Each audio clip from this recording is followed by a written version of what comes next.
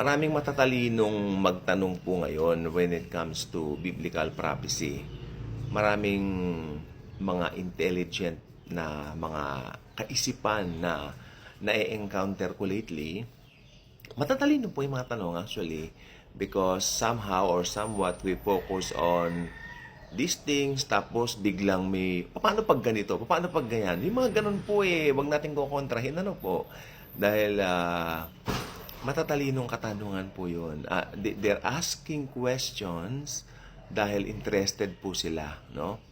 Sa kabilang banda, may mga nagtatanong din naman para ilagay yung preacher sa kahihiyan o parang huliin, gano'n. Since I have the discernment of the Holy Spirit naman, alam ko naman when to answer things up, di ba? Alam ko rin naman when to stop and to just choose to shut my big mouth up. So, ganun na lang po ang ginagawa ko ngayon. Pero yung nagtanong po kasi, matalino yung question niya. Matalino yung question niya na talagang malalaman mong interesado dito sa pinag-aaralan natin. Sabi niya, pagpapapugot lang daw bang gagawin? Samantalang marami naman. No? Aside from guillotine, meron din pong pwede raw i-torture. Pwede rin naman daw barilin. Sabagay, tama naman po siya. Entertainin lang po natin yung thoughts. Hindi naman po masama. Kaya nga po may mga ganito tayo mga vlogs. Let's entertain, no? Kasi tignan po natin to. The mark of the beast is a concept from the book of Revelation. Ayan. In the Bible. Primarily detailed in Revelation chapter 13, verses 16 to 18. Alam naman natin yan. Describing a future time of tribulation and the rise of the malevolent global power that compels people to receive a mark to participate in commerce and daily life with severe consequences for refusal. Yung mga tatanggi talagang mananagot. Pero isip-isipin nyo, yung mga tatanggi dito, sila yung magiging tribulation saints Kasi nga in the Bible, beheading, ito po, makinig mabuti Tingnan nyo sa Biblia, yung beheading binanggit yan kasi nakalagay doon sa Book of Revelation, silang mga pinugutan dahil kay Kristo. Specific, hindi naman binanggit na those who died because of Christ, no. Those who were beheaded because of the Lord Jesus Christ, ayan ang eksakto nakalagay sa Biblia. So beheaded, you know what? Oo, ang binanggit din in the Bible, beheading is specifically mentioned. Ayan sa Revelation chapter 20 verse 4. Buksan niyo mga Bible nyo kasi para makita nyo. In the Bible, beheading is specifically mentioned as a method of execution for those who will refuse the mark of the beast. Revelation chapter 20 verse 4. Pero some interpretation suggest other potential fates. Ito na. May mga potential din pala na iba. Ano yon? Pwede rin daw starvation, gugutumin. Sabi ko yung palagay ko mamaya.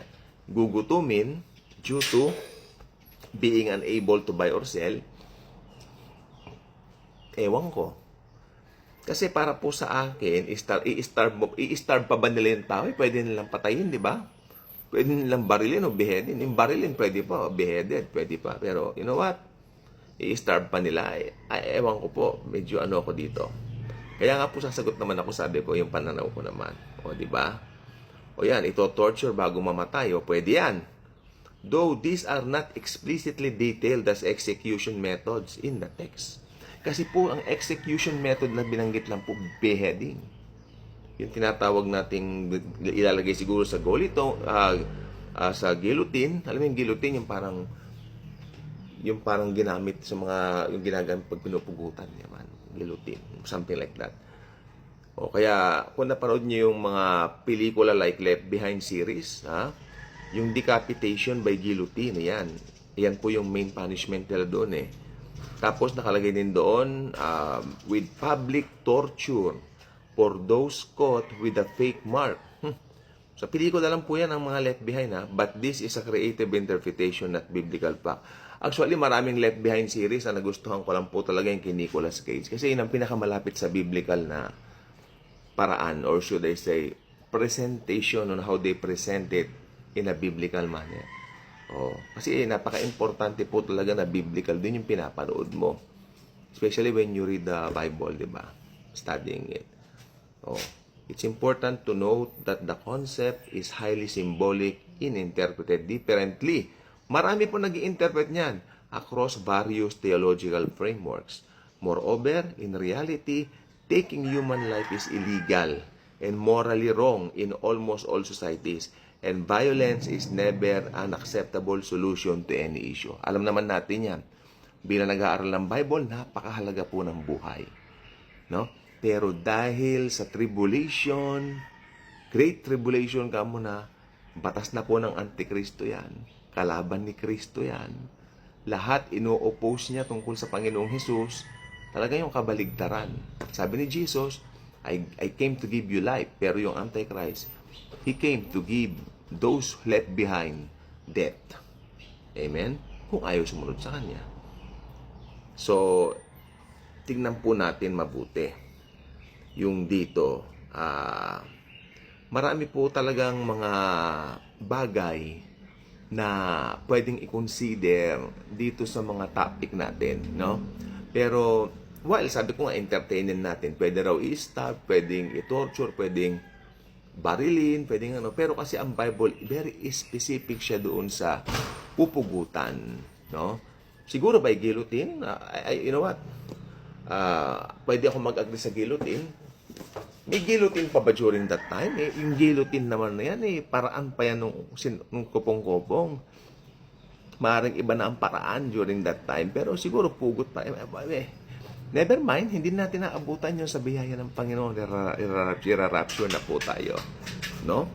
Kaya nga po itong Revelation chapter 20 verse 4, maliwanag po dito na yung basihan in order for them to give honor to the Lord Jesus Christ, yung mga tribulation saints, would have to be by, alam nyo na, pugot, something like beheading. Pero tignan po natin mabuti yung konsepto ng overall, pagiging overall ng lahat ng ito. No? Makikita po natin ang konsepto sa overall lahat ng ito, yung buhay tatanggalin. Mawawala ng buhay ang sinumang tatanggi sa mark of the beast. No? Ganun pa man sabi ko nga po, hindi natin problema yan. Pero we need to sometimes give some thoughts or considerations. Lalo na may mga nagtatanong po sa atin na paano yung ganito, paano yung matatalinong katanungan po. Alam ninyo kung nagtatanong ang mga tao sa inyo, lalo na interesado, huwag kayong magagalit. Sagutin po ninyo. No? Sagutin po ninyo. Kayong mga nasa institutional church, mga pastor, yung mga members ninyo, kung nagtatanong sa inyo, huwag kayong magagalit sapagkat matalinong hakbang yan na talagang interesado po sila. Yung iba kasi mga pastor ngayon, pagka tinatanong, kala china-challenge yung authority nila. Di ba? Akala nung iba, pag tinatanong, parang kinukumpit sila. O parang na-challenge sila, parang dinidare sila or something. Hindi po ganyan. Sagutin po natin. At higit po sa lahat, ibibigay nila yung salitang, kumukontra ka sa akin, kumukontra ka sa Diyos. Hindi po ganun. Maganda yung nagtatanong po tayo. Like yung nagtanong po kahapon, very wise, no? Ibig sabihin, nag-aaral talaga siya. Pag narinig niya yung mga messages sa Daily Good Vibes, tinatanong niya yan dito sa isip niya. Ano? May naglalaro sa isip niya. Hindi lang po naglalaro sapagkat ito yung mga katotohanan.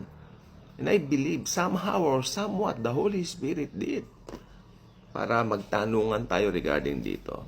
Overall, yung conclusion ko, sabi kasi sa Revelation chapter 20 verse 4, silang mga pinugutan dahil kay Kristo. So I believe for me, ang pinaka-main pa rin yung pugutan ng ulo rather than those. Kinonsider lang naman natin at nang may mapag-usapan tayo dito sa ating channel. Ka-good vibes ka na ba? Kung hindi ka pa ka-good vibes, inaanyayahan kitang maging ka-good vibes na pakiclick mo ang subscribe button na yan. Share this video. Share Jesus, His love, His grace. Ang devotion ko po kanina, yung if God is for us, who can be against us? Yes, if you are a born-again believer, no one will go against you. Because Jesus is always with us. Mahal na mahal niya tayo. Thank you again sa inyong panunood. Continue to watch these videos na si Jesus lang ang God bless everyone.